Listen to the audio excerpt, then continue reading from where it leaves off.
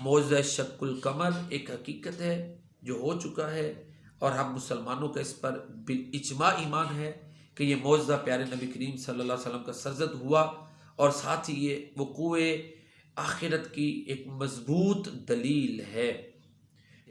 سورہ قمر میں آتا ہے اقتربت الساعۃ وانشق القمر وَإِن يَرَوْا آیَةً يُعْرِضُوا وَيَقُولُوا سِحْرٌ مُسْتَمِرٌ۔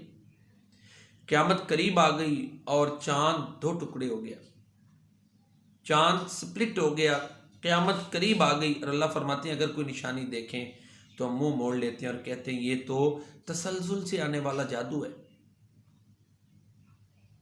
اس حوالے سے یہ ہے کہ پیارے نبی کریم صلی اللہ علیہ وسلم مینا میں تشریف فرما تھے کہ انہوں نے کوئی بھی نشانی دکھانے کا تقاضا کیا، اور بعض کے ذہن میں یہ بھی تھا کہ عرضی چیزوں پہ تو محمد صلی اللہ علیہ وسلم کا معاذاللہ جادو چل سکتا ہے، لیکن سماوی چیزوں پہ نہیں۔ چنانچہ پیارے نبی کریم صلی اللہ علیہ وسلم نے کہا کہ اگر اس چاند کو دو ٹکڑے میں کر دوں تو کیا پھر تم میری نبوت پر ایمان لے آؤ گے؟ اور ساتھ ہی اس بات کی بھی دلیل تھی کہ قیامت آنی ہے، اور آپ کو پتہ ہے کہ مکہ مکرمہ میں بہت سے لوگ انکار معاد کے بھی قائل تھے کہ قیامت کوئی نہیں آنی، مر گئے تو بس ختم، جیسا سورہ یاسین میں آتا ہے، یعنی قیامت کے بپا ہونے کے منکر تھے۔ تو اس معجزے میں دونوں چیزیں ثابت ہوتی، وقوع قیامت یا امکان وقوع قیامت ثابت ہوتا ہے، اور اللہ کے نبی صلی اللہ علیہ وسلم کا معجزہ بھی ثابت ہوتا ہے کہ آپ سچے نبی ہیں۔ چنانچہ اشارہ کیا، چاند دو ٹکڑے ہوا، کوہ ہرا کے ایک جانب ایک ٹکڑا چلا گیا مشرقی جانب، یعنی دوسرا ٹکڑا جو ہے مغربی جانب چلا گیا، اور مڈ میں کوہ ہرا آ گیا۔ ایسٹرن سائڈ اور ویسٹرن سائڈ پہ ایک ایک ٹکڑا چلا گیا، مڈ میں کوہ ہرا آ گیا۔ تو اس طرح یہ لوگوں نے معجزہ دیکھا، لیکن اس کے باوجود پھر بھی کچھ نے تو بالکل انکار کر دیا، اور کچھ نے کہا کہ چلو باہر سے بھی ہم انویسٹیگیٹ کریں گے کہ آیا کسی نے باہر سے بھی دیکھا ہے۔ تو کچھ قافلوں نے باہر سے آ کر گواہی دی کہ ہم نے یہ منظر دیکھا ہے، چاند دو ٹکڑے ہوا ہے۔ لیکن اس کے باوجود بھی ابو جہل اور اس کے جتنے بھی حواری تھے وہ اس بات کو ماننے کے لیے تیار نہ ہو۔ قرآن نے بھی یہی بیان کیا ہے، اقتربت الساعۃ وانشق القمر، قیامت قریب آ گئی، چاند دو ٹکڑے ہو گیا، وَإِن يَرَوْا آیَةً يُعْرِضُوا وَيَقُولُوا سِحْرٌ مُسْتَمِرٌ، اگر وہ کوئی نشانی دیکھ لیں تو منہ پھیر لیتے ہیں اور کہتے ہیں یہ تسلسل سے آنے والا جادو ہے۔ وَكَذَّبُوا وَاتَّبَعُوا أَهْوَاءَهُمْ وَكُلُّ أَمْرٍ مُسْتَقِلٌ، انہوں نے جھٹلایا، اپنی خواہشات کے پیچھے چل پڑے، اور ہر کام جو ہے اس کا وہ قرار پا چکا ہے کہ اس نے ہو کر رہنا ہے۔ کچھ لوگ کہتے ہیں جی یہ تو قیامت کے قریب ہوگا چاند کا شق ہونا، اگر قریب ہوگا تو پھر فائدہ کیا؟ پھر تو نہ یہ دلیل ہوئی وقوع قیامت کی، اور نہ اللہ کے نبی صلی اللہ علیہ وسلم کی صداقت کی، نہ ہی معجزہ ہوگا یہ۔ تو لہٰذا یہ ہو چکا ہے واقعہ، قرآن کے کانٹیکسٹ سے، سیاق و سباق سے یہ بات ثابت ہوتی ہے کہ ہو چکا ہے۔ باقی 20 حدیث ہیں جو اس مضمون کی تائید کرتی ہے کہ یہ واقعہ ہو چکا، اور سائنٹیفکلی بھی کچھ لوگ اس کو پروو کرتے ہیں کہ جب مادے جو ہوتے ہیں وہ زیادہ ان کی پھٹنے میں زیادہ پریشر بڑھتا ہے تو اس طرح پلانٹس جو ہے وہ ٹوٹتے بھی ہیں۔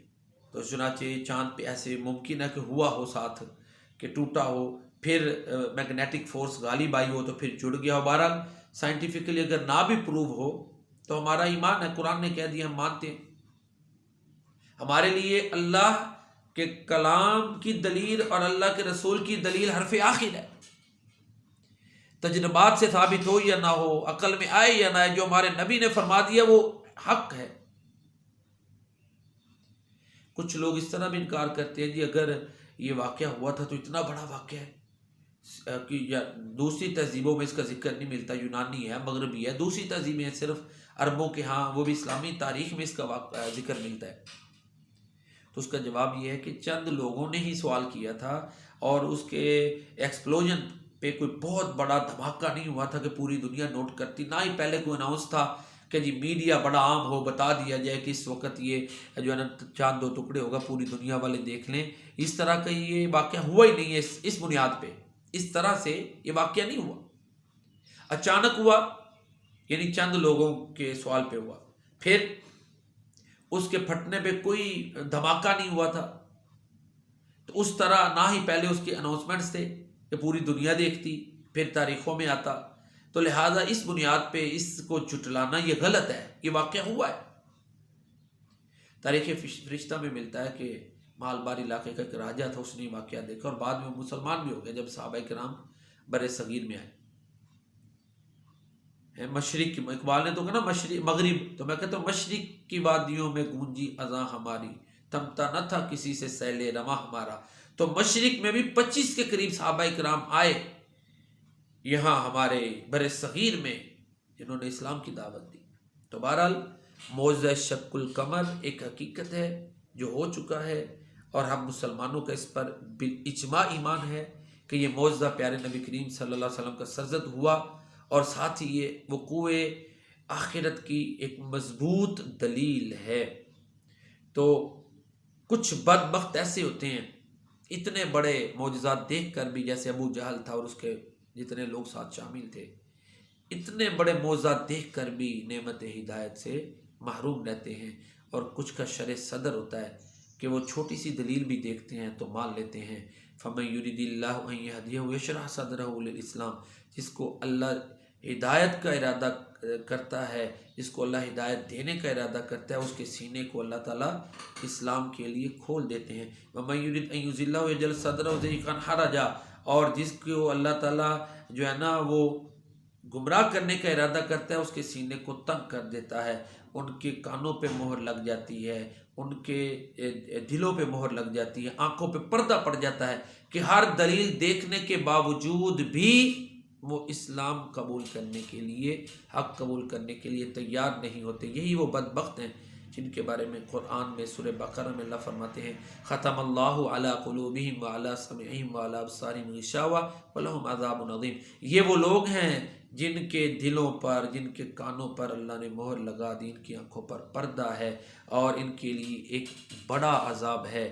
انہی کے بارے میں سورۃ الجاثیہ میں آتا ہے افرأیت من اتخذ الہہ ہوا وأضلہ اللہ علی علم وختم علی سمعہ وقلبہ وجعل علی بصرہ غشاوہ فمن یہدیہ من بعد اللہ افلا تذکرون. کیا تم نے اس شخص کو دیکھا جس نے اپنی خواہش کو اپنا معبود بنا لیا؟ اللہ نے اس کو علم ہونے کے باوجود گمراہ کر دیا، اس کے دل اور اس کے کانوں پہ مہر لگا دی، اس کی آنکھوں پہ پردہ ڈال دیا. فمن یہدیہ من بعد اللہ، اللہ کے بعد اب اس کو کون ہدایت دے گا؟ کیا تمہیں نصیحت حاصل نہیں ہوتی؟ تو یہ شرح صدر کا ہو جانا یہ اللہ کا بہت بڑا انعام ہے. اللہ تعالیٰ میں ان لوگوں میں شامل فرمائے جو ان چیزوں پر، معجزات رسول پر، کرامات اولیاء پر ایمان رکھتے ہیں اور جن کا سینہ اللہ نے حق کی قبولیت کے لیے کھولا ہوا ہے. اللہم ارنا الحق حقا فارزقنا اتباعہ وارنا الباطل باطلا فارزقنا اجتنابہ. آمین یا رب العالمین.